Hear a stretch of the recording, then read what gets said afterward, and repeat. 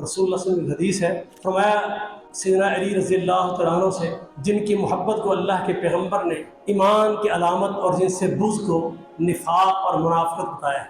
फरमाया अली रज़ियल्लाहु तआला अन्हु, गुल्म की वजह से तेरे ताल्लुक पर दो कौमें बर्बाद हो जाएंगी।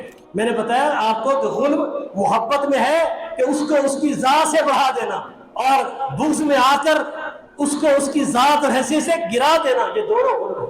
फरमाया एक बर्बाद होगी तेरी मोहब्बत में गुल्म करेगी, अली मुश्किल कुशा, अली हाजत रवा, ये मोहब्बत में अंधे हो गए, और एक गिरोह बर्बाद होगा तेरे बुग़्ज़ में। वो सैयदना अली रज़ियल्लाहु तआला अन्हु की हैसियत, मकाम, अशरफ व बशरा में से होना, खुलफाए राशिदीन में से होना, वस्साबिक़ून अव्वलीन में से होना, शहीद बरहक, इमाम बरहक, वली बरहक, इस उम्मत रसूलुल्लाह की उम्मत पर हक है सैयदना अली से उतना ही प्यार करें जितना इस्लाम में, दीन में उम्मत पर उनका हक है।